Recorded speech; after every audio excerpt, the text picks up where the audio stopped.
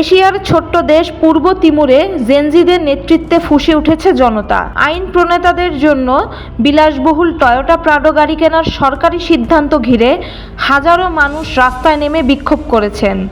রাজধানী দিল্লির রাস্তায় টায়ার জ্বালানো থেকে শুরু করে সরকারি গাড়িতে আগুন ধরিয়ে দেয় বিক্ষোভকারীরা। পুলিশ কাঁদানো গ্যাস ছুড়ে ছত্রভঙ্গ করার চেষ্টা চালায়। তীব্র চাপের মুখে সরকার শেষ পর্যন্ত এমপিদের বিনামূল্যে গাড়ি দেওয়ার সিদ্ধান্ত বাতিল করে। তবে ক্ষোভ এখানেই থেমে থাকেনি। আন্দোলনকারীরা এবার আরও বড় দাবি তুলেছেন।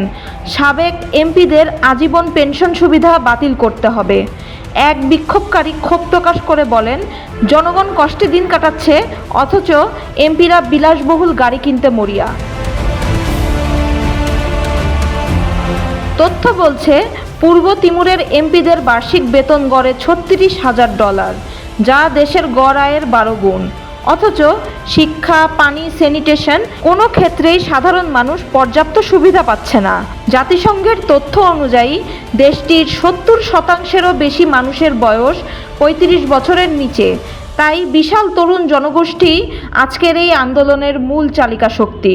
দক্ষিণ পূর্ব এশিয়ার দরিদ্রতম দেশগুলোর একটি হলেও পূর্ব তিমুরকে দীর্ঘদিন ধরে গণতন্ত্রের উদাহরণ বলা হয়। কিন্তু এই বিক্ষোভ প্রমাণ করে দিয়েছে, জনসাধারণের ক্ষোভ দমিয়ে রাখা আর সহজ নয়।